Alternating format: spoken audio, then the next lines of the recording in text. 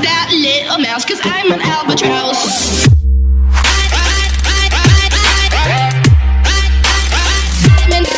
Hello everyone.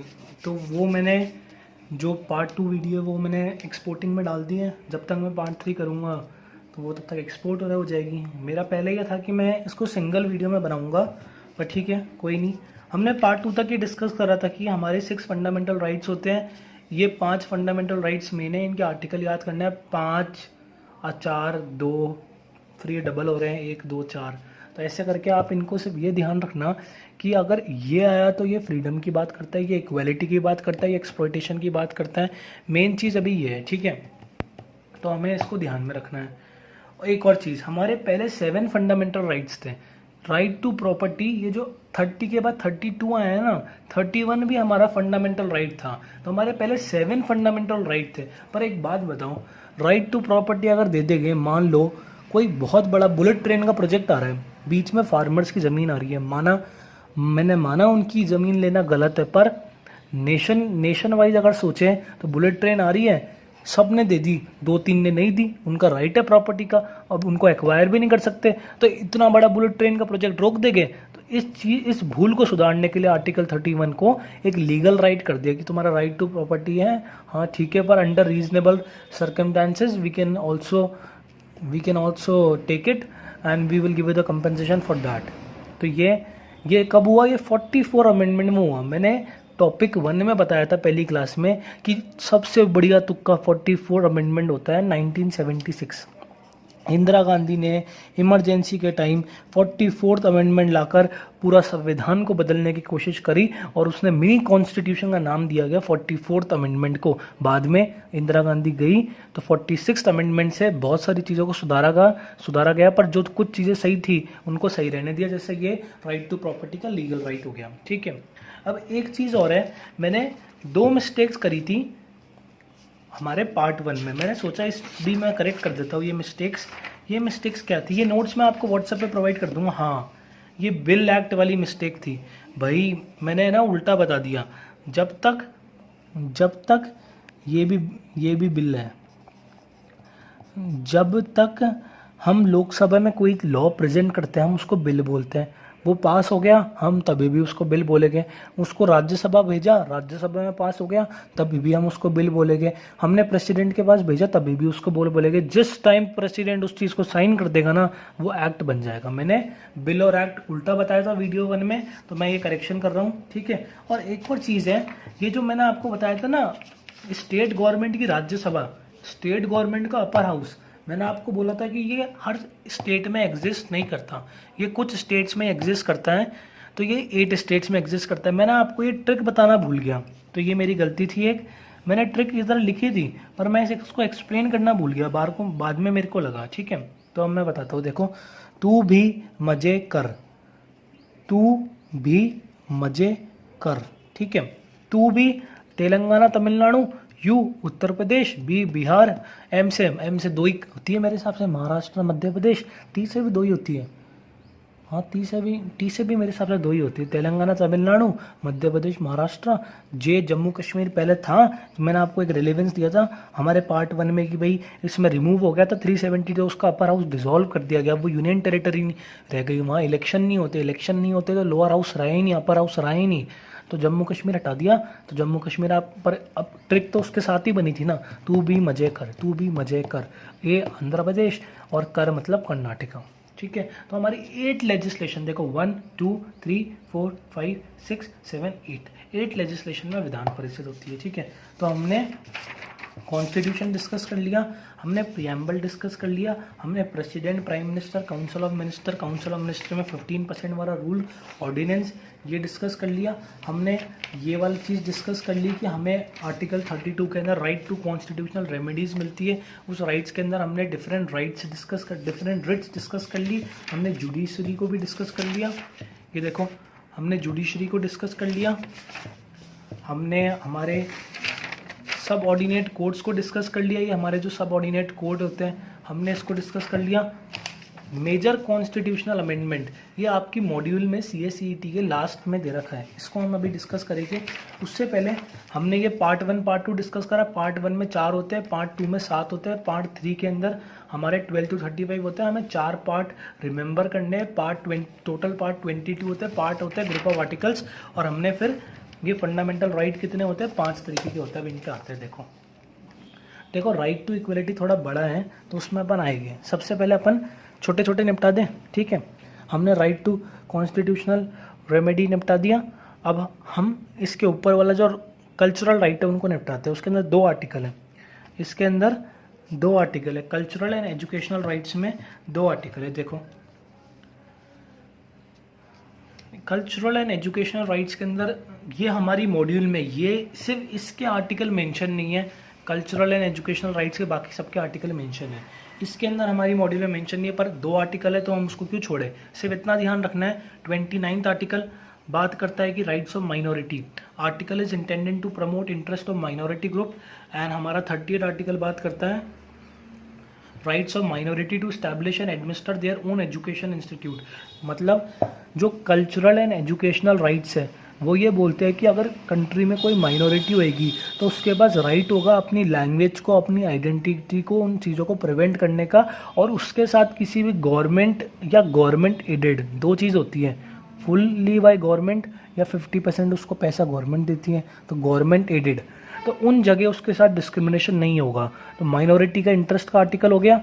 और ये हो गया कि कोई भी माइनॉरिटी अपना हिसाब से अपने एजुकेशनल इंस्टीट्यूट को इस्टेब्लिश कर सकती है, उसको खोल सकती है, अपनी टीचिंग दे सकती है, माइनॉरिटी की टीचिंग दे सकती है। तो हमारे ये 2 आर्टिकल हो गए। बस हमें इतना ही डिस्कस करना है कि भाई पहले तो हमने 5 4 2 4 2 1 याद कर लिया और फिर हमने एक बार पढ़ लिया कि भाई इसमें माइनॉरिटी की बात होती है और माइनॉरिटी के बाद right to establish their own educational institute की बात होती है, ठीक है। अब हम इसके ऊपर जाते हैं। राइट टू फ्रीडम में कितने हैं, 4। राइट टू फ्रीडम में कितने हैं, 4। देखो अब राइट टू फ्रीडम समझना, राइट टू फ्रीडम में कितने हैं, 4, ठीक है। राइट टू फ्रीडम के अंदर क्या बोलता है कि freedom to practise and propagate any religion. देखो sorry for that, right to freedom of religion, right to freedom of religion, cultural and educational rights हो गए। Right to freedom of religion, right to freedom of religion में बोलता है कि हमारे पास हमारी मर्जी का रिलीजन प्रैक्टिस करने की फुल इजाज़त होनी चाहिए, हमें हमारे रिलीजन अफेयर मैनेज करने की फुल इजाज़त होनी चाहिए। मतलब मैं अपनी मंदिर का, मैं अपने रिलीजन का कोई ट्रस्ट बना सकता हूँ, उसमें मैं लोगों से डोनेशन ले सकता हूँ, तो उसके रिलीजियस अफेयर मैं इस आर्टिकल के अंदर मैनेज कर सकता हूँ, ठीक है। ये 25 हुआ, ये 26 हुआ, ये 27 हुआ, ये 28 हुआ। सिर्फ इतना सा ध्यान रखना है, मेरे पास राइट है रिलीजन का, मेरे पास religion institution in religion affairs को मैनेज करने का राइट है, मेरे पास राइट है। अगर गवर्नमेंट मेरे को किसी भी रिलीजन के लिए टैक्स पे करने के लिए कंपेल नहीं कर सकती, वो ये नहीं बोल सकती हिंदू मेजॉरिटी में तो हिंदू सारे टैक्स देंगे। मेरे पास मेरी मर्जी है, freedom has to pay taxes for promotion of any particular government can not compel us, ठीक है। और लास्ट हमारा हो गया कि फ्रीडम, ये मेरी मर्जी है, मैं किसी भी गवर्नमेंट या गवर्नमेंट एडेड इंस्टीट्यूट में उस रिलीजियस प्रैक्टिसेस को फॉलो करूँ या नहीं करूँ। अगर कोई गवर्नमेंट एडेड है और उसमें रोज़ प्रेयर होती है तो हो सकता है कि मेरी मर्जी हो कि मैं प्रेयर अटेंड करूँ या नहीं करूँ, क्योंकि मेरा रिलीजन हो सकता है ऐसा हो जो प्रेयर को अलाउ नहीं करता हूँ। तो freedom so as to attend and take part in religious institutions that में religions instructions that may take part in educational institute organized by state or receiving aid through state, ठीक है। ignore that sound, these will create, they will regularly come, we cannot do anything for that, sorry, I apologize, ठीक है। तो ये हो गया हमारा right to constitutional remedy बता दिया। कल्चरल राइट्स के अंदर 2 राइट्स आते हैं, मेजॉरिटी माइनॉरिटी को अपने राइट्स प्रोटेक्ट करने का अधिकार है और एजुकेशनल इंस्टीट्यूट स्टैब्लिश करने का अधिकार है। उसके बाद हमने right to freedom of religion के अंदर हमें बता दिया हम कोई भी रिलीजन को प्रैक्टिस कर सकते हैं, उसके रिलीजन अफेयर्स मैनेज कर सकते हैं। और थर्ड में हमने क्या था, तुम भी सोचो मैं भी सोच रहा हूँ, देखो आएगा दिमाग में।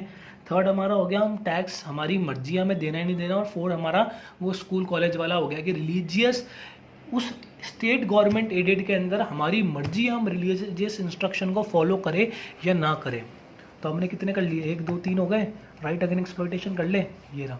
राइट अगेन एक्सप्लॉइटेशन में कितने हैं, 2 5 4 2। 542, इसको ध्यान रखें। इसका मैं एक्रोनियम पक्का ढूंढता हूँ। देखो अभी मेरे पास नहीं है पर मैं इसका एक्रोनियम पक्का ढूंढता हूँ, तो डोंट वरी अबाउट दैट, ठीक है। 1 मिनट मैं इसको पॉज करता हूँ, 1 सेकेंड। हाँ, तो अब हम राइट टू फ्रीडम कर रहे थे। हमने एक्सप्लॉयटेशन देख लिया, रिलीजन देख लिया, एजुकेशनल देख लिया, ठीक है। राइट टू फ्रीडम, अब फ्रीडम का मतलब क्या, घूमना फिरना, ये सारे राइट्स। तो ये इसमें 19 to 22 में मेंशन है, ये याद करने पड़ेगी, इसकी कोई शॉर्ट ट्रिक नहीं है, बस ये याद कर लेना कौन से आर्टिकल है, बहुत इंपॉर्टेंट है, मैं बार बार बोल रहा हूँ। राइट टू फ्रीडम, हमने ये सब देख लिया। हमने राइट अगेंस्ट एक्सप्लॉयटेशन नहीं देखा अभी, सॉरी, हम राइट टू एक्सप्लॉयटेशन देख रहे थे। राइट टू एक्सप्लॉयटेशन में 2 ही आर्टिकल है। क्या एक्सप्लॉइट नहीं कर सकते हम किसी को, ह्यूमन ट्रैफिकिंग नहीं कर सकते हम, ह्यूमन बॉडी की सेल नहीं कर सकते कि मैंने तेरे को इसको बेच दिया। ये एकदम मतलब हमारा फंडामेंटल राइट है, हम ऐसा काम नहीं कर सकते। फोर्स्ड लेबर प्रोहिबिट करता है ये, और prohibition of employment of children in factories prohibit करता है। 2 आते हैं इसमें, ठीक है। कॉन्स्टिट्यूशनल हो गया। एजुकेशनल में 2 आते हैं कि माइनॉरिटी वाला, और माइनॉरिटी अपना एस्टैब्लिश कर सकते हैं। रिलीजन में होते हैं वो अपना रिलीजन प्रोसेस वो कर सकता है। दूसरा, रिलीजन अफेयर्स मैनेज कर सकता है। टैक्स वाला चीज़ हो गई। और एजुकेशनल इंस्टीट्यूट में उसको रिलीजियस इंस्ट्रक्शन अगर वो स्टेट का है तो फॉलो करने की ज़रूरत नहीं है।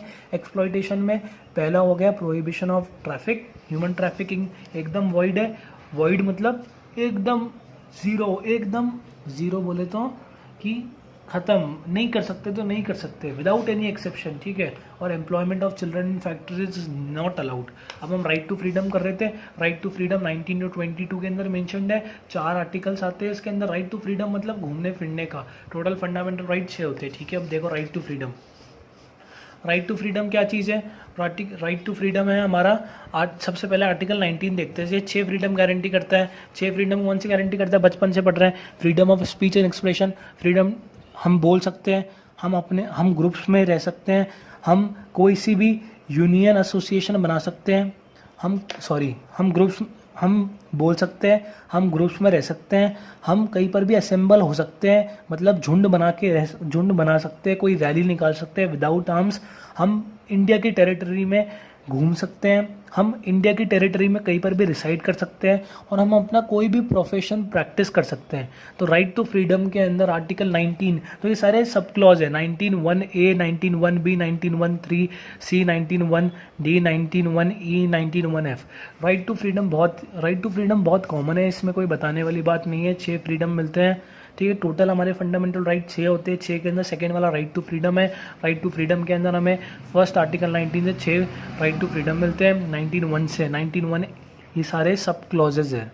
सब क्लॉजेज मतलब 19(1) क्लॉज का सब क्लॉज उसका पार्ट, ठीक है।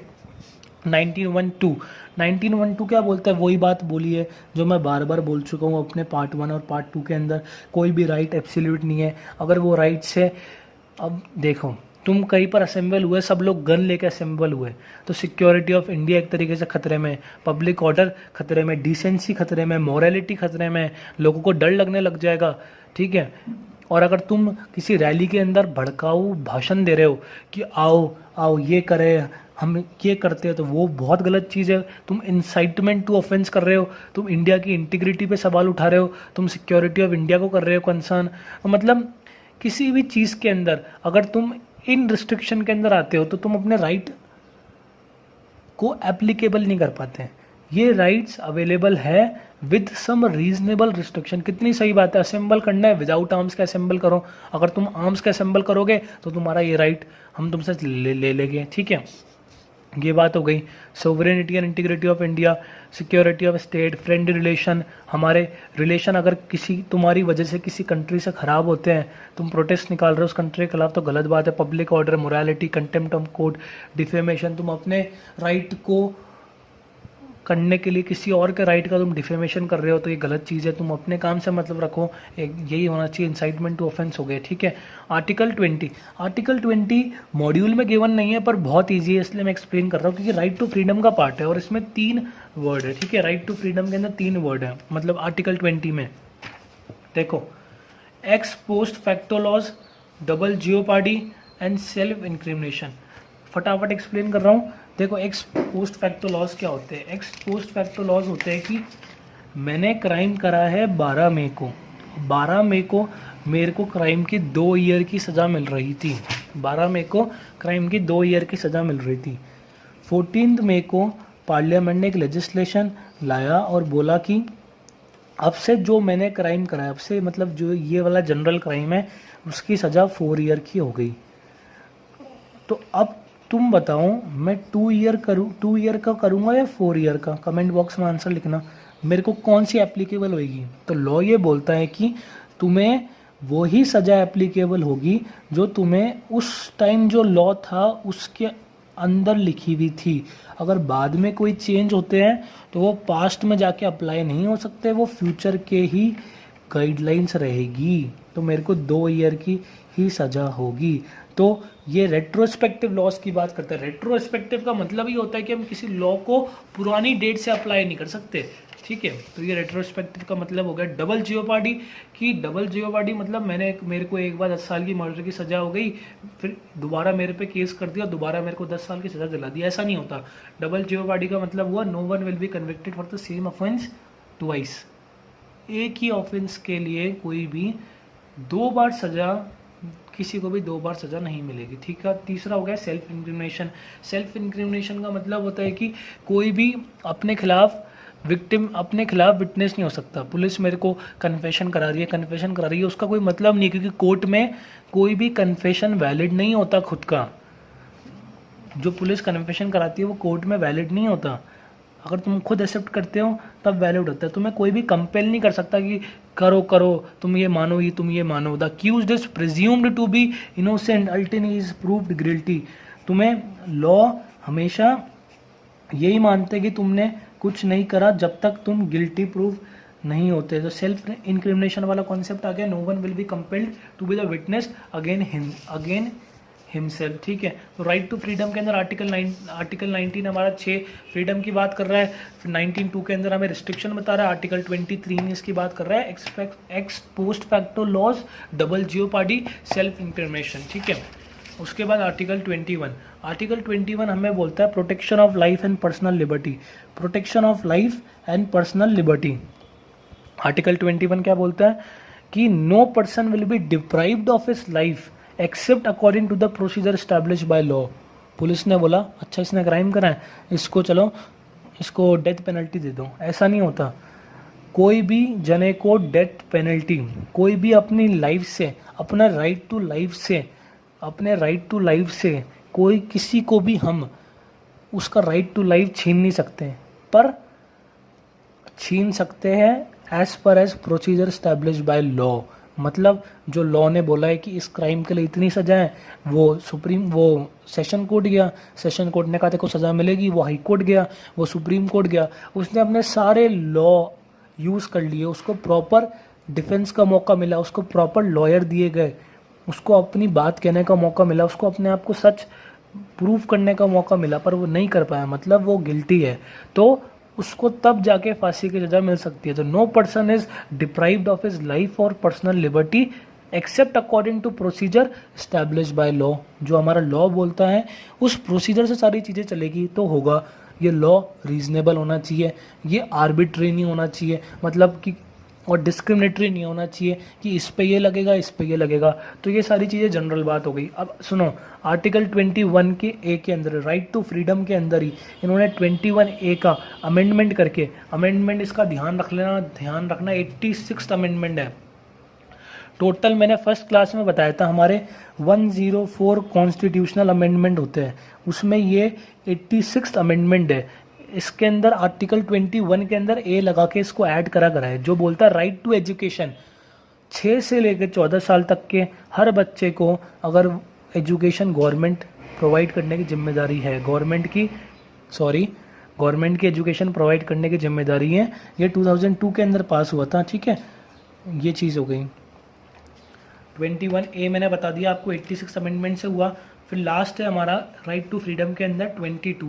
ये भी आपके मॉड्यूल में मेंशन नहीं है, पर जनरल इतनी सी बात ध्यान रखनी है हर आर्टिकल की कि आर्टिकल क्या बोलता है एक वर्ड के अंदर। इससे ज़्यादा MCQ में डिटेल में नहीं आएगा, बिल्कुल इनके सब क्लॉजेज के चक्कर में नहीं पड़ना। ये एग्जीक्यूटिव तक लेवल के अंदर नहीं आते हैं इनके सब क्लॉजेज डिटेल के अंदर, ठीक है। तो हमारा आर्टिकल 22 हो गया। आर्टिकल 22 बोलता है protection against arrest and detention. ये बोलता है कि जो अरेस्ट हुआ है ना उसके भी अपने राइट्स हैं। किसी को हमने किसी इंजाम के लिए अंदर अरेस्ट कराया तो उसके भी अपने राइट्स हैं। उसके राइट्स क्या हैं कि उसको 24 आवर्स के अंदर एक रूल होता है कि किसी को अरेस्ट करने के बाद 24 आवर्स के अंदर उसको किसी ना किसी कोर्ट के अंदर जज के सामने पेश करना पड़ता है। उसकी सुनवाई होती है सबसे पहले 24 आवर्स के अंदर। उसको राइट है कि वो अपने डिफेंस को फ़ोन कर सके, उसको राइट है कि वो अपना डिफेंस करने के लिए किसी को हायर कर सके। तो ये आर्टिकल 22 बताता है right against arrest and detention. No person who is arrested shall be detain in custody without being informed on the ground of arrest. उसको ये पूछने का भी हक है कि मेरे को किस ग्राउंड पे आपने अरेस्ट करा है, और nor he shall be denied the right to consult and be defended by legal practitioner. ठीक है, तो इसको ये सारी चीज़ें करने का हक है। तो हमने राइट टू कॉन्स्टिट्यूशनल रेमेडीज़ करा, राइट टू एजुकेशन के अंदर हमने माइनॉरिटीज़ वाला सेक्शन करा, और फिर माइनॉरिटीज़ को एजुकेशनल स्टैब्लिश करने वाली चीज़ करी। फ्रीडम ऑफ रिलीजन के अंदर हमने 4 चीज़ें देखी, प्रैक्टिस, रिलीजन अफेयर, टैक्स, और एक और देखो याद आएगा, तुम भी सोचो 4th वाला, हाँ वो रिलीजियस इंस्ट्रक्शन वाला था स्कूल कॉलेजेस के अंदर। फिर हमने राइट अगेन एक्सप्लॉयटेशन में देखा, फोर्स्ड लेबर वाला राइट था, और हमारा वो चिल्ड्रन वाला राइट था कि चिल्ड्रन को फैक्ट्रीज में वर्क नहीं कर सकते। फिर हमने राइट टू फ्रीडम में 6, इसमें 4 आर्टिकल होते हैं। आर्टिकल 19 हमारा 6 हमें गारंटी करता है फ्रीडम, 6 फ्रीडम गारंटी करता है। ये सारे फंडामेंटल राइट्स हैं वो फ्रीडम गारंटी करता है। फ्रीडम के भी रिस्ट्रिक्शन होते हैं जो 19 सब क्लॉज 2 के अंदर दे रखे हैं। फिर हम आर्टिकल 20 पे जाते हैं। आर्टिकल 20 में हमारे 3 है, post facto laws, self incrimination और डबल जियोपार्डी। फिर आर्टिकल 21 में जाते हैं। आर्टिकल 21 के अंदर हमारे ये है right to life and personal liberty, right to life के बारे में बात करी है।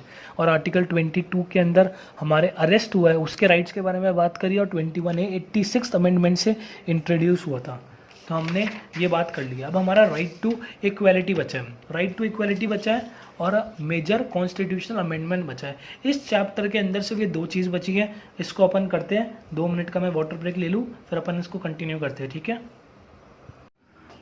हाँ, तो राइट टू इक्वलिटी और मेजर कॉन्स्टिट्यूशनल अमेंडमेंट बचे हैं। राइट टू इक्वलिटी के अंदर 5 आर्टिकल हैं।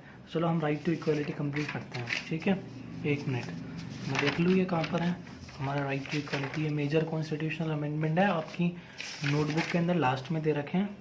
1 मिनट बस, राइट टू इक्वलिटी का तो क्या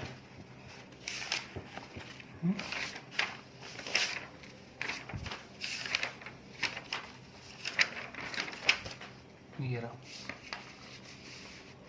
हाँ, तो सुनो, अब हम करते हैं हमारे ये, अब देखना, ये जो मैंने एक्सप्लेन करी थी ना चीज़ें, फंडामेंटल राइट्स क्या होते हैं, फंडामेंटल ड्यूटीज़ क्या होते हैं, डायरेक्टिव प्रिंसिपल्स क्या होते हैं, ये मैंने सारी चीज़ें एक्सप्लेन करी थी। ये जस्ट इंट्रोडक्शन था इस चीज़ के लिए कि देखो फंडामेंटल राइट्स नॉन जस्टिसेबल होते हैं नेचर में, फंडामेंटल राइट जस्टिसेबल होते हैं नेचर में, फंडामेंटल ड्यूटीज़ नॉन जस्टिसेबल होती है नेचर में, और डायरेक्टिव प्रिंसिपल्स हमारे नॉन जस्टिसेबल होते हैं। हम इन दोनों को एनफोर्स कराने के लिए कोर्ट नहीं जा सकते जब तक लेजिस्लेशन इसको कानून बना के लीगल नहीं करता, और ये ऑटोमेटिक हो गए। ये मैंने सारी चीज़ें डिस्कस कर ली थी। अब मैं ये राइट टू इक्वालिटी की बात कर रहे थे हम, फिर हम फंडामेंटल ड्यूटी भी देख लेंगे। राइट टू इक्वालिटी देखो, ये फंडामेंटल राइट के नीचे मैंने लिख रखा है part 3 of Indian constitution 12 to 35। अब देखना हमारा राइट टू इक्वालिटी क्या चीज़ है। एक और चीज़, ये जो फंडामेंटल राइट्स है हमारे Magna Carta of Indian constitution होते हैं। Magna Carta was a written document drafted in England 800 years back for the first time in which the peoples are given information about their rights. Citizens को पहली बार इस Magna quarter में अपने rights का information मिला था इंग्लैंड के अंदर 800 साल पहले।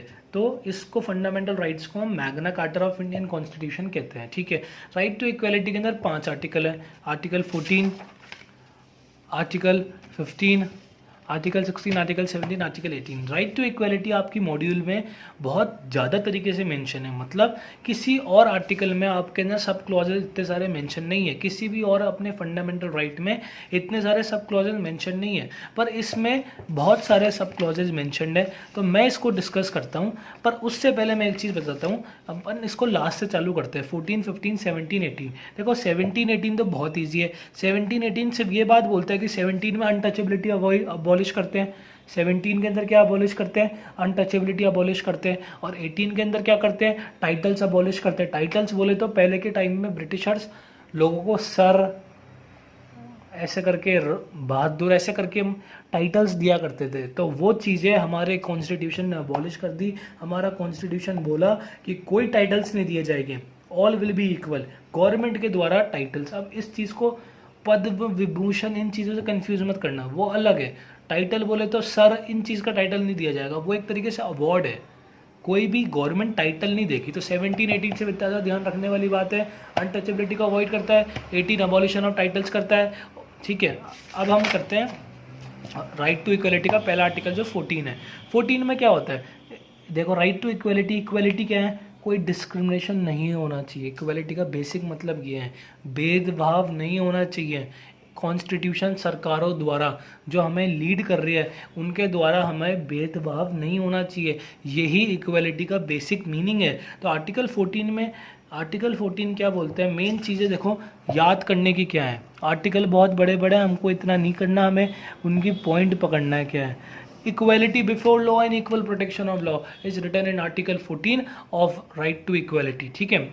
अब इक्वलिटी बिफोर लॉ क्या है, ये क्या, इसका मतलब ये है कि लॉ ये नहीं देखेगा कि क्राइम राजा ने करा है या किसी गरीब आदमी ने करा है। लॉ ये नहीं देखेगा कि क्राइम किसने करा है, लॉ ये देखेगा क्राइम करा है तो सबको इक्वल पनिशमेंट मिलेगी according to the procedure established by law, ठीक है। कोई किंग क्राइम करेगा तो भी उसको, किंग मर्डर करेगा तो भी उसको लाइफ इम्प्रिजनमेंट होगा, और अगर कोई गरीब आदमी मर्डर करेगा तो उसको भी लाइफ इम्प्रिजनमेंट होगा। Law will be blind not see rich and poor, no one will be above the law of land, ठीक है। अब जैसे एक लेडी जस्टिस होते हैं ना, कई बार देखा होगा, वो जो लॉ के अंदर एक जना होता है जो अपनी आंखों पे ब्लाइंड फोल्ड करके और हाथ में तराजू लिए खड़ा होता है। तो ब्लाइंड फोल्ड क्यों होता है कि लॉ नहीं देखेगा कि भाई तू कौन है, हमें तेरे से मतलब ही नहीं है कि तू कौन है।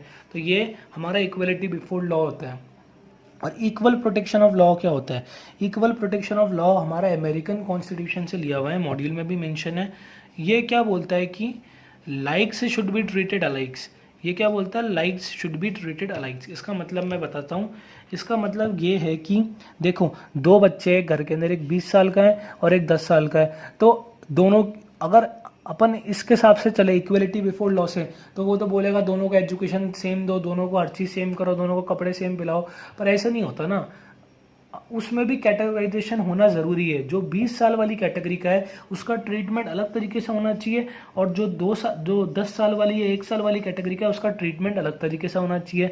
एक और एग्जांपल देता हूँ, जैसे तुम क्लास के अंदर गए और एक 12th वाला और 5th वाले दोनों को बुला लिया और बोला कि दोनों 12th वाले का टेस्ट दो, तो 12th वाले के लिए तो अच्छा हो गया, 5th वाला कर पाएगा, उसको नहीं कर पाएगा। तो इक्वालिटी का मतलब ये भी होता है कि इक्वालिटी तो होनी चाहिए, पर साथ में रीजनेबल दिखना भी तो चाहिए, इक्वालिटी हो रही है। तो जो 12th वाला बच्चा है उसको अलग टेस्ट दो, 5th वाले बच्चे को अलग टेस्ट दो, तो लाइक्स शुड बी ट्रीटेड अलाइक्स। तो ये बोलता है इक्वल प्रोटेक्शन ऑफ लॉ, ठीक है।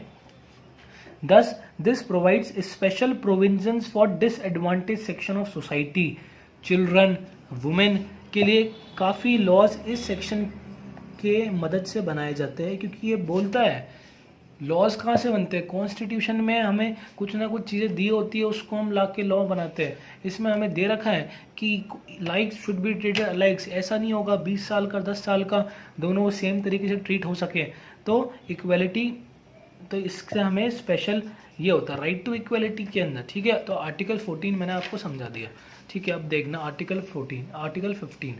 आर्टिकल 15 क्या बोलता है, आर्टिकल 14 में दो ही चीज़ें keywords, equality before law and equal protection of law. Please इनको याद रखना, की पॉइंट्स याद रखो, कॉन्सेप्ट समझो, बाकी रट्टा नहीं लगाना। आप देखो आर्टिकल 15 में कितने सारे सब क्लॉज दे रखे हैं, पर इतने सारे सब क्लॉज का मेरे हिसाब से कोई भी मतलब नहीं है।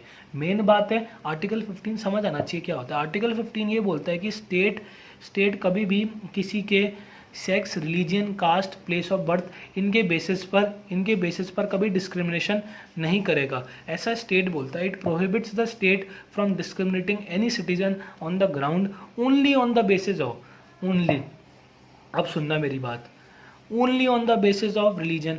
ऐसा नहीं होगा सिर्फ कि वुमेन है तो चलो वुमेन को अपन ने प्लेन में एंट्री देना बंद कर दिया, ऐसे एग्जांपल बोल रहा हूँ, तो क्यों एंट्री देना बंद करा, कोई इसका रीज़न नहीं है, क्यों रीज़न, कोई उसका रीज़न है, नहीं है रीज़न, क्या रीज़न गवर्नमेंट दे रही है कि हम वो वुमेन है इसलिए हमने बंद कर दिया।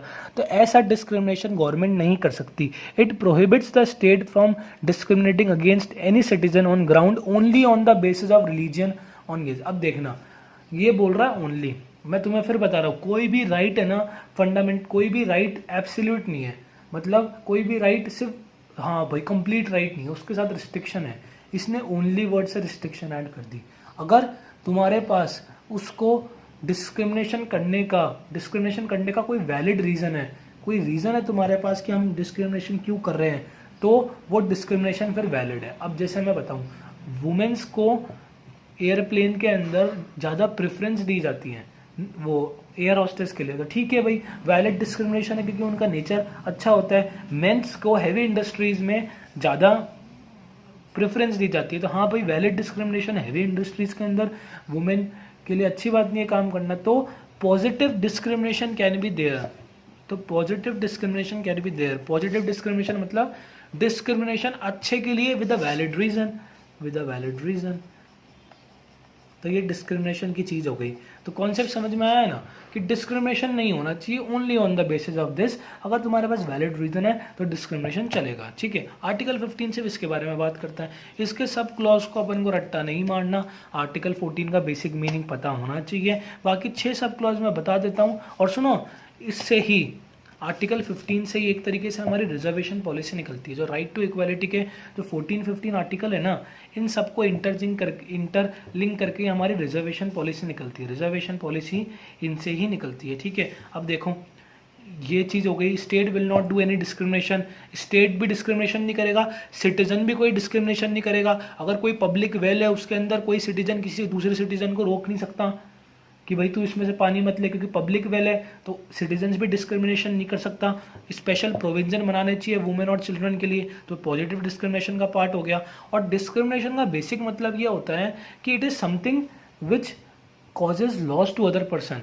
डिस्क्रिमिनेशन कैसे, प्राइम मिनिस्टर का दोस्त था, उसको है ना प्राइम मिनिस्टर ने कोई बड़ी पोस्ट दे दी, डिस्क्रिमिनेशन करा, तो उससे लॉस किसको हुआ, जो वो पोस्ट डिजर्व करता था उसको लॉस हुआ। पर हम इधर पॉजिटिव डिस्क्रिमिनेशन कर रहे हैं, मतलब तो दोनों में डिफरेंस है, ठीक है। ये मैंने आपको बता दिया। अब इसमें मैं एक और है कि जो फर्स्ट कॉन्स्टिट्यूशनल अमेंडमेंट, देखो हम कॉन्स्टिट्यूशनल अमेंडमेंट लास्ट में डिस्कस करेंगे, पर फर्स्ट और 86, इससे पहले 86 अमेंडमेंट आया था। 86 अमेंडमेंट क्या था, 86 अमेंडमेंट रिकॉल करो और कमेंट बॉक्स में टाइप करना 86 अमेंडमेंट क्या था हमारा। 86 अमेंडमेंट हमारा राइट टू एजुकेशन का अमेंडमेंट था, मैंने सेकंड वीडियो में डिस्कस करा था। और फर्स्ट कॉन्स्टिट्यूशनल अमेंडमेंट से SC/ST के लिए रिजर्वेशन पॉलिसीज इंट्रोड्यूस हुई थी, क्योंकि like should be treated alikes and there can be positive discrimination, ऐसा हमारा कॉन्स्टिट्यूशन बोलता है। तो ये हमारा फर्स्ट कॉन्स्टिट्यूशनल अमेंडमेंट हो गया, ठीक है। ये अब सुनना, इसके अंदर एक और चीज़ है कि एजुकेशन इंस्टीट्यूट के अंदर रिजर्वेशन भी इसी आर्टिकल को अमेंडमेंट करके लाए थे। It brought provisions specially related to these people in the education institution, अब वो पब्लिक हो प्राइवेट हो कुछ भी हो, उसके लिए ये लोग अमेंडमेंट लाए थे, ठीक है। और अब इसको ही अमेंड करके जो हमारा 103rd अमेंडमेंट आया है, इकोनॉमिक वीकर सेक्शन का रिजर्वेशन, EWS का 10% रिजर्वेशन, वो भी इसको ही अमेंड करके आया है। तो ठीक है, आर्टिकल 15 समझ में आ गया। आर्टिकल 14 क्या है, equality before law and equal protection of law. Article 15 क्या, आर्टिकल 15 में हमारे 5-6 प्रोविजन है, डिस्क्रिमिनेशन हो सकता है पर only on the basis of, इसके बेसिस पे डिस्क्रिमिनेशन नहीं हो सकता, ठीक है। पॉजिटिव डिस्क्रिमिनेशन चलेगा, SC ST का रिजर्वेशन इससे आया, किससे आया, फर्स्ट कॉन्स्टिट्यूशनल अमेंडमेंट से आया, 86 से क्या आया था, राइट टू एजुकेशन आया था, और अभी 103 से क्या है, EWS आया। टोटल अमेंडमेंट हमारे कितने हुए, टोटल अमेंडमेंट आज तक 104 हुए, ये मैंने फर्स्ट लेक्चर में डिस्कस करा था। टोटल अमेंडमेंट हमारे 104 हुए, ठीक है। आर्टिकल 15 हो गया, आर्टिकल 17 18 मैंने बता दिया, अबॉलिशन ऑफ अनटचेबिलिटी और अबॉलिशन ऑफ राइट्स के बारे में। आर्टिकल 16 ये बोलता है in terms of public employment, public employment के अंदर इक्वेलिटी होनी चाहिए। ये आपके मॉड्यूल में और गिवन है, इसको मैं जब हमारी मॉड्यूल को वेरीफाई करने वाला लेक्चर होगा उसके साथ डिस्कस कर दूंगा। इसमें ज़्यादा कुछ नहीं है, सिर्फ यही चीज़ है कि भाई पब्लिक एम्प्लॉयमेंट के अंदर है ना इक्वेलिटी होनी चाहिए। अब उसमें भी अमेंड करके हमने रिजर्वेशन ला दिया, क्योंकि रिजर्वेशन का कॉन्सेप्ट वही है, like should be treated alike. जो लोग मतलब कंपैरिजन दो सेम चीज़ों का हो सकता है, ऊपर नीचे का कंपैरिजन करना मुश्किल है। ऊपर नीचे का कंपैरिजन करने के लिए उस नीचे वाले को ऊपर लाना है, तो इससे हमारा राइट टू इक्वेलिटी का कॉन्सेप्ट समझ में आ गया, ठीक है। अब एक चीज़ मेरे को याद आई है, ये हमने राइट टू इक्वेलिटी कर लिया। अब ये जो हमारा राइट टू फ्रीडम है, इस right to freedom of speech and expression से ही media derives its power, media derives its power, media इससे ही अपनी पावर डिराइव करता है। मैंने मोस्टली चीज़ें कवर कर दी मॉड्यूल की, अगर कोई चीज़ और होगी तो वो मैं क्वेश्चन आंसर डिस्कशन वीडियो, मेरी 3 उसकी स्ट्रैटेजी थी। पहली वाली मॉड्यूल के नोट्स डिस्कशन, सेकंड मॉड्यूल को डिस्कशन आपके सामने, और थर्ड हमारी क्वेश्चन आंसर डिस्कशन। तो वो मैं सब करूँगा, ये नोट्स मैं व्हाट्सएप पे कॉन्स्टिट्यूशन कंप्लीट होने के बाद प्रोवाइड कर दूंगा, तो इसमें कोई चिंता वाली बात नहीं है। अब हम एक बार फंडामेंटल ड्यूटीज़ और डायरेक्टिव प्रिंसिपल्स को फटाफट देख लेते हैं। देखो फंडामेंटल ड्यूटीज़ नॉन जस्टिसेबल होता है, मैं 10 बार बोल चुका। हाँ, अब एक और चीज़ देखो, मैंने बोला था 4 पार्ट इंपॉर्टेंट है, पर मैंने पार्ट तो अभी तक 3 ही बताए, मैंने फंडामेंटल राइट तक के पार्ट बताए। तो देखो ये पार्ट 4 है इंडियन कॉन्स्टिट्यूशन का, पार्ट 4 है इंडियन कॉन्स्टिट्यूशन का। पहले पार्ट 4 ये था, है मतलब ये पार्ट 4 है, 36 to 51 आर्टिकल तक हमारा पार्ट 4 है, 36 to 51 आर्टिकल तक हमारा पार्ट 4 है।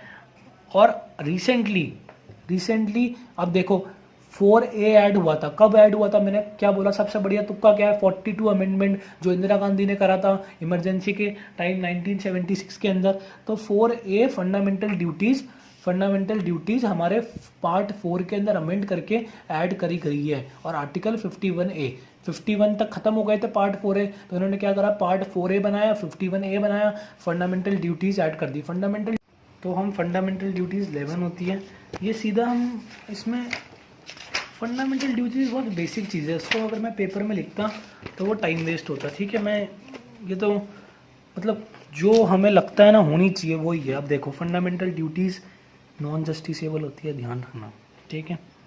नेशनल फ्लैग को रिस्पेक्ट करना चाहिए, नेशनल एंथम को रिस्पेक्ट करना चाहिए, ठीक है, एकदम सही बात है। हमें हमारे नोबल आइडियाज़ जिन्होंने हमें नेशनल स्ट्रगल दिलाई है, उनके जो नोबल आइडियाज़ है उनकी रिस्पेक्ट करनी चाहिए, हमारी ड्यूटी है, करनी चाहिए। हमें अपने कंट्री को डिफेंड करना चाहिए, जब वॉर टाइम हो करना चाहिए, हमारी ड्यूटी है। हमें हमारी कंट्री की यूनिटी को बरकरार रखना चाहिए, उसकी यूनिटी टूटे ना उसके लिए हम कोशिश करनी चाहिए, ठीक है। हमें कॉमन ब्रदरहुड से रहना चाहिए, साथ में रहना चाहिए, डिफरेंट रिलीजन को एक साथ without any communal violence survive करना चाहिए, एकदम ठीक बात है, ठीक है। हमें हमारी रिच हेरिटेज को प्रिजर्व करके रखना चाहिए, एकदम ठीक बात है। हमें नेचुरल एनवायरनमेंट को प्रोटेक्ट करना चाहिए, एकदम ठीक बात है। हमें रिफॉर्म लाना चाहिए और इंक्वायरी करते रहना चाहिए, मतलब we should be well inquired about the current circumstances that is going in the country, ठीक है। और लास्ट हो गया हमारा कि to strive towards in all the spheres of individual and collectively active so the nation good, हमारी nation rise करना चाहिए अलग अलग साथ मतलब यही 11 फंडामेंटल ड्यूटीज़ है।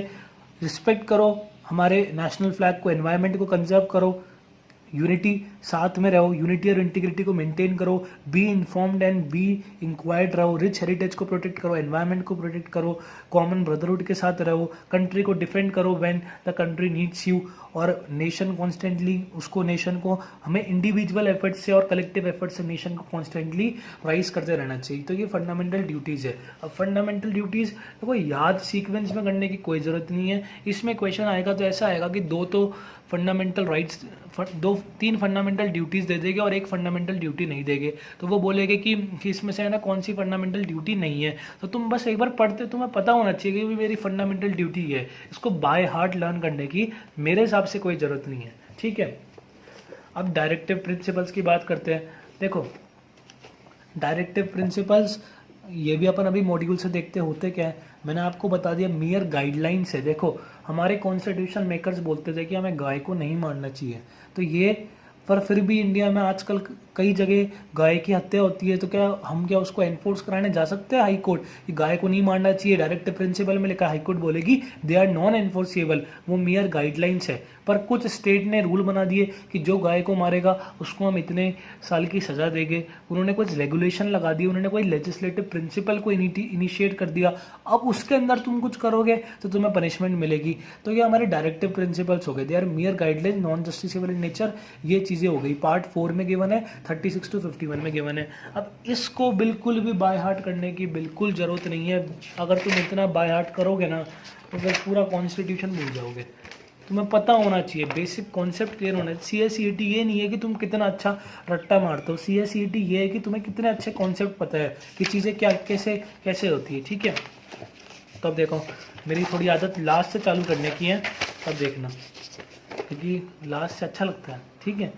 अब डायरेक्टिव प्रिंसिपल में लिखा है कि एजुकेशन हमें चिल्ड्रन को फ्री देनी चाहिए, ये डायरेक्टिव प्रिंसिपल में लिखा है। कॉन्स्टिट्यूशन बनने के बाद फॉलो नहीं हुआ, पर क्या हुआ, 86 अमेंडमेंट आ गई। 86 अमेंडमेंट में इसको रूल बना दिया, गवर्नमेंट को राइट टू एजुकेशन एक्ट लाना पड़ा, तो अब ये रूल बन गया। यही चीज़ मैं इतनी देर से बोल रहा हूँ, ठीक है। ये मियर, अब देखो uniform civil code, uniform civil code का मतलब होता है कि सारे रिलीजन के लोगों पर एक ही कोड लगेगा कि वो कितनी शादी कर सकते हैं, कितनी चीज़ें कर सकते हैं। ये हमारा डायरेक्टिव प्रिंसिपल है, कोई रूल नहीं है, इसको कोई एनफोर्स नहीं कर सकता। अभी हमारी स्टेट की ड्यूटी प्राइमरी होनी चाहिए कि वो न्यूट्रिशन लेवल और स्टैंडर्ड बढ़ाए। डायरेक्टिव प्रिंसिपल है, कॉन्स्टिट्यूशन मेकर स्टेट को बता रहे हैं कि उनको क्या करना चाहिए, क्या नहीं करना चाहिए। उनको गुड स्टैंडर्ड वर्कर्स की मेंटेन करके रखना चाहिए, उनको मैनेजमेंट और एस्टैब्लिशमेंट ऑफ इंडस्ट्री को मेंटेन करके रखना चाहिए, उनको मिनिमम ह्यूमन कंडीशन देनी चाहिए, ह्यूमन कंडीशन देनी चाहिए for work and maternity relief. Human condition देनी चाहिए, जब मैटरनिटी हो तो उस पीरियड के अंदर उनको रिलीफ देना चाहिए वर्कर्स को, ऐसा डायरेक्टिव प्रिंसिपल बोलता है, ठीक है। Securing provision for securing the right to work होना चाहिए, राइट टू एजुकेशन होनी चाहिए, और इन केस ऑफ और पब्लिक, देखो ये बोलता है कि राइट टू वर्क होना चाहिए। अब सबको राइट टू वर्क अभी इतनी बड़ी कंट्री में इंप्लीमेंट कैसे करें? अगर सबको हमने राइट टू वर्क दे दिया तो ये अभी इंप्लीमेंट नहीं है, they are mere guidelines. Right to education, और अगर जो ओल्ड एज लोग हैं, अनएम्प्लॉयड है, उनको पब्लिक असिस्टेंस मिलनी चाहिए। विलेज को सेल्फ सफिशिएंट बॉडी बना के रखना चाहिए, विलेज को थोड़ा पावर देनी चाहिए, विलेज पंचायत को ग्रो कराना चाहिए। फ्री लीगल एड देनी चाहिए, जो लोग अफोर्ड नहीं कर सकते, इसमें भी काफ़ी रूल्स है। जो लोग अफोर्ड नहीं कर सकते आज की डेट में वो फ्री लीगल एड ले सकते हैं, अगर वो साबित कर सके कि वो अफोर्ड नहीं कर सके। तो इसको भी गवर्नमेंट ने इम्प्लीमेंट कर दिया, अब और है इक्वल पे और equal work for both man and women, बहुत सुना होगा तुमने, पर ये अभी तक इम्प्लीमेंट नहीं हुआ। दे आर मियर गाइडलाइंस, एक बार इसको रीड करना। हेल्थ केयर अच्छी होना चाहिए, वर्कर्स की कंडीशन अच्छी होनी चाहिए, मतलब सारी चीज़ें जो अपन सोचते हैं ना कि सोसाइटी में होनी चाहिए, आइडियल सोसाइटी में, वो डायरेक्टिव प्रिंसिपल्स की गाइडलाइंस में गिवन है। बाय हार्ट करने की बिल्कुल ज़रूरत नहीं है, इस चीज़ का ध्यान रखना। पार्ट 4 ऑफ इंडियन कॉन्स्टिट्यूशन में ये है, नॉन जस्टिसेबल है। और डायरेक्टिव प्रिंसिपल होता क्या है, MCQ में बहुत ईजी टू ईजी आएगा, तुमसे ये कोई नहीं पूछने वाला कि B के अंदर सेकंड वाला कितना है, इतना याद करना पॉसिबल नहीं है। और नहीं CSCET वाले मेरे अकॉर्डिंग चाहते हैं कि तुम लोग इतना याद करो, ठीक है। अब डायरेक्टिव प्रिंसिपल में क्या लिखा है, वेलफेयर ऑफ द पीपल करो, वेलफेयर ऑफ द पीपल करेंगे। एडुकेट मीन्स दो उनको लाइवलीहुड के लिए, उनको इक्वल अपॉर्चुनिटीज़ दो, ठीक है। और ये क्या बोलता है कि मटेरियल और रिसोर्सेज, पूरे इंडिया के अंदर जितने रिसोर्सेज हो रहे हैं ना, वो ऐसा नहीं कि सिर्फ अंबानी के पास हो, वो ऐसा हो कि वो सबके पास है ना, डिस्ट्रीब्यूटेड हो, इतना डिस्ट्रीब्यूटेड हो कि वो रोटी वगैरह खा सके। तो ये हमारे डायरेक्टिव प्रिंसिपल है जो यहाँ से चालू होते हैं, यहाँ से लेके नेक्स्ट पेज तक डायरेक्टिव प्रिंसिपल्स हैं, ठीक है। तो ये डायरेक्टिव प्रिंसिपल्स हमारे हो गए, हमारे डायरेक्टिव प्रिंसिपल्स ये ही है। तो हम एक मिनट हमने सबसे पहले कॉन्स्टिट्यूशन करा, फिर हमने प्रियम्बल करा, फिर पार्लियामेंट कर ली, फिर हमने गवर्नर कर लिया। मैं एक बार चेक कर रहा हूँ, मैंने आपको वीडियो 1 में 2 मिस्टेक्स थी, वो मैंने अपनी वीडियो 2 के अंदर आपको मैंने बता दिए, ठीक है। अब इसके बाद 1 मिनट, हमने फिर पार्ट 1, पार्ट 2, पार्ट 3 कर लिया, और मैंने कहा था पार्ट 4 तक इंपॉर्टेंट है, पार्ट 4 मैंने अभी आपको बता दिया। ये हमारे फंडामेंटल राइट्स हो गए। ये मैं अपन ने डिस्कस कर लिए। हमने fundamental duties, Magna Carta of Indian constitution, directive principle, right to equality के अंदर discrimination, positive discrimination, untouchability, abolition of untouchability, हमने ये चीज़ें डिस्कस कर ली। ठीक है, हमने राइट टू फ्रीडम डिस्कस कर लिया। 6 फ्रीडम है, उसके रिस्ट्रिक्शन है। आर्टिकल 19 में फ्रीडम है, उसके बाद आर्टिकल 20, आर्टिकल 21, आर्टिकल 22, 86 अमेंडमेंट, ये सारी चीज़ें ध्यान रखने वाली है। ये नोट्स आ रहे हैं, बिल्कुल चिंता मत करना। आर्टिकल 32 हमने डिस्कस कर लिया, right to constitutional remedies discuss कर लिया, सारे रिट्स डिस्कस कर लिए, जुडिशरी डिस्कस कर ली। ठीक है, अब हमारे पास क्या बचा है? अब हमारे पास एक ये सबऑर्डिनेट कोर्ट जुडिशरी का पार्ट है, मैंने डिस्कस कर लिया। अब हमारे पास मेजर कॉन्स्टिट्यूशनल अमेंडमेंट है जो आपके मॉड्यूल के लास्ट में दे रखे हैं। मैंने सिर्फ वही कवर करे हैं, नहीं मैंने वो कवर नहीं करे हैं, मैंने रिसेंट अमेंडमेंट, क्योंकि मॉड्यूल हो सकता है अपडेट नहीं हो या कोई रीज़न हो, तो मैंने अपने जो रिसेंट टोटल अमेंडमेंट कितने हैं अपने 104 टोटल अमेंडमेंट है, तो जो इम्पोर्टेंट अमेंडमेंट है वो हमें इसमें कवर करने हैं। ठीक है, 5 मिनट का टॉपिक है, ख़त्म होने वाला है। ठीक है, उससे पहले अपन एक चीज़ और देख लेते हैं। ये ब्रोशर टाइप था सिलेबस, हमने प्रियम्बल डिस्कस कर लिया, हमने सिटीजनशिप डिस्कस कर लिया, आर्टिकल 5 से 11 के समथिंग में गिवन है। ठीक है, हमने फंडामेंटल राइट्स डिस्कस कर लिए। फंडामेंटल राइट्स आर्टिकल 12 to 35 में 12 to 35 में गिवन है, हाँ 12 to 35 समथिंग में गिवन है। Directive principle of state policy हमारा पार्ट 4 के अंदर गिवन है, 36 to 51। स्टेट अंडर कॉन्स्टिट्यूशन, यार ये कोई टॉपिक नहीं है। स्टेट कॉन्स्टिट्यूशन होता क्या, ये हमने कर लिया। ठीक है, स्टेट और कॉन्स्टिट्यूशन होता क्या है, तुम इसको ये मान लो। हमने प्रेसिडेंट और गवर्नर कर लिया। ठीक है, हमने काउंसिल ऑफ मिनिस्टर और प्राइम मिनिस्टर कर लिया, लोकसभा कर ली, सुप्रीम कोर्ट, हाई कोर्ट कर ली। अब हम ये कर रहे हैं। ठीक है, और ये चीज़ है, ये इस पहले का इनिशियल सिलेबस है, जब CSCET का ऑफिशियल नोटबुक नहीं आई थी तब का सिलेबस है ये। मैं इसका लिंक भी दे दूंगा, ICSE की ऑफिशियल वेबसाइट पे अवेलेबल है। तो ये जो लैंडमार्क केस है ना, सिर्फ अब ये बाकी है इस चैप्टर 1 के अंदर। ठीक है, इस चैप्टर 1 के अंदर हमने ये कर लिया लीगल एप्टीट्यूड का चैप्टर 1 में। अब हम ये भी देख लेते हैं, मेजर कॉन्स्टिट्यूशनल अमेंडमेंट। अब सुनना मेरी बात, इसमें मैं तुम्हें 42 अमेंडमेंट बता चुका हूँ। मीनिंग कॉन्स्टिट्यूशन बहुत बार बताया, स्वर्ण सिंह कमेटी, और याद कर लेना 42 मॉड्यूल में गिवन है। 42 कॉन्स्टिट्यूशन स्वर्ण सिंह कमेटी के अंदर आया था। ठीक है, इसने खूब सारी चीज़ें करी थी। मिनी कॉन्स्टिट्यूशन तभी तो उसको बोलते हैं, और इसका ठीक किसने करा था, इसको 44 अमेंडमेंट ने इसके सारे प्रोविजंस को ठीक करा। ये हम डिस्कस कर चुके हैं, दोबारा डिस्कस नहीं करेंगे। हमने राइट टू एजुकेशन डिस्कस कर लिया कि राइट टू एजुकेशन में क्या होता है, 86 अमेंडमेंट में होता है। हमने आर्टिकल अमेंडमेंट 1 डिस्कस कर लिया, जो बोलता है कि स्टेट को, देखो राइट टू इक्वलिटी के अंदर था, याद करो कि स्टेट है ना पॉजिटिव डिस्क्रिमिनेशन करके कुछ वो बना सकता है इकोनॉमिकली वीकर सेक्शन के लिए। हमने ये कर लिया। और अब सुनना, ये हमारे अमेंडमेंट जो हमने करे वो हो गए। अब इतने तुम्हारे मॉड्यूल में गिवन है, इतने मैं तुम्हें फटाफट बताता हूँ। देखो 42, 52, 62, 42, 52, 62, 42 मिनी कॉन्स्टिट्यूशन, 52 एंटीडिफिकेशन लॉ। ये क्या होता है कि जब जैसे मैं इलेक्शन जीत कर आया, तो मैं इलेक्शन जीत के आया, पर मान लो बराबर का कॉन्टेस्ट हो गया, मान लो हाइपोथेटिकल सिचुएशन है, मान लो 100 सीटों पे इलेक्शन था, 50-50 हो गया। ठीक है, ये पार्टी बहुत बड़ी पार्टी है, इसके पास मनी ही मनी है, इसके पास मनी ही मनी है। तो इसने क्या करा, इसके एक MP को बोला, एक मेंबर को बोला, आजा इसके अंदर, आजा इसके अंदर, देखो खूब पैसे देंगे और हमारा 51 कर दे। 51 से क्या होगा, मेजॉरिटी में आ जाएगी, 100 का आधा +1 मेजॉरिटी में आ जाएगी, तो इसकी गवर्नमेंट बन जाएगी। तो इसको रोकने के लिए, ये जो ब्लैक मेल प्रैक्टिसेस है, करप्शन बढ़ाने की जो प्रैक्टिस है, इसको रोकने के लिए एंटी डिफिकेशन लॉ आया था, जो बोलता है provided for the disqualification of member of state legislation on the grounds of defecation. ये डिस्क्वालीफाई कर देता है ऐसे मेंबरों को जो ऐसे प्रैक्टिसेस में इन्वॉल्व होते हैं। 42 हो गया, 52 हो गया, 62 के अंदर वोटिंग एज को 21 से 18 करा, कितनी अच्छी बात है ना, वोटिंग एज को 21 से 18 करा। 42 हो गया, 44 हो गया, 52 हो गया, देखो 42 से याद रखना, 52 हो गया, 62 हो गया। ठीक है, अब हम रिसेंट अमेंडमेंट की बात करते हैं। टोटल 104 थे, देखो 104 के बाद 101 रन बनाए। GST ने 101 अमेंडमेंट, GST 101 अमेंडमेंट था, फिर 103rd अमेंडमेंट हमारा इकोनॉमिक वीकर सेक्शन था। इसमें कुछ भी नहीं है, बस थोड़ा दिमाग के अंदर उसको याद करो जीएसटी भी अभी आया और ये 101 अमेंडमेंट था, और हमारा इकोनॉमिक वीकर सेक्शन 103 अमेंडमेंट था। 102 अमेंडमेंट था national commission for backward classes. ये सारे अमेंडमेंट अभी 3-4 साल के बीच के हैं, ठीक है। ये क्या बोलता है कि ये बोलता है national commission for backward classes एक अमेंडमेंट करके एक चीज़ बनाई थी कमीशन, जो कि लिस्टों का अपडेट करेगा, बैकवर्ड क्लासेस की लिस्टों का अपडेट करेगा, क्यों, जिससे कि उनको रिजर्वेशन मिल सके। लिस्ट अपडेट होती है, आज ये क्लास सही हो गई तो दूसरी क्लास को रिजर्वेशन देगा, तो ऐसे बैकवर्ड क्लास की लिस्ट को अपडेट करने के लिए 102 अमेंडमेंट आया था। और 104 अमेंडमेंट क्या आया था? 104 अमेंडमेंट अभी आया है, शायद फरवरी समथिंग का ही है। 104 अमेंडमेंट हमारे SC ST की सीट्स रिजर्व होती है लोकसभा और लेजिस्लेटिव असेंबलीज में, तो वो एक टाइम पीरियड के लिए होती है पर्टिकुलर, कि भाई ठीक है 20 साल के लिए हम इनकी सीट्स रिजर्व कर देते हैं, क्योंकि ये कम्युनिटी थोड़ी डाउन स्ट्रगल है, मतलब हार्ड इनको स्ट्रगल करना है, तो इसलिए तो इसको एक्सटेंड भी करता रहता है। 20 साल खत्म हो गए उसके बाद ख़त्म कर दे, नहीं अभी भी कम्युनिटी की हालत सुधरी नहीं है तो अपन उसको एक्सटेंड कर दे, तो ये एक्सटेंड वाला हो गया, ठीक है। तो लेटेस्ट था 104, फिर 103, 102, 101, 100 था इंडिया और बांग्लादेश के बीच में कोई लैंड का एक्सचेंज हुआ था, कि ये थोड़ा सा विलेजेस तुम रख लो और ये विलेजेस हमें दे दो, तो 100 अमेंडमेंट था।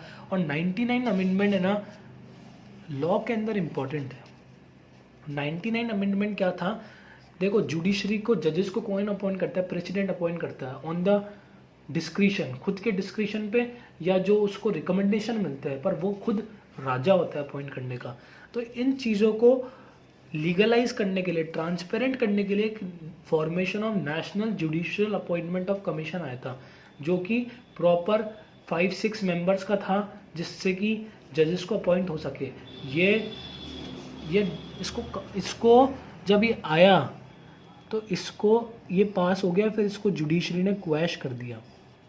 जुडिशरी ने इसको बोला कि ऐसा कुछ नहीं चलेगा, जुडिशरी ने इस अमेंडमेंट को हटा दिया, ठीक है। जुडिशरी के पास बहुत पावर है, सुप्रीम कोर्ट अपने पे आ जाए ना तो हर लॉ को वो अमेंड कर सकती है विदाउट एनी जस्टिफिकेशन। अब इसको दोबारा पास कराना है तो लोकसभा में लेके जाओ, राज्यसभा में लेके जाओ, प्रेसिडेंट साइन करो, जुडिशरी का मन करा तो वो दोबारा इसको क्वैश कर देगी।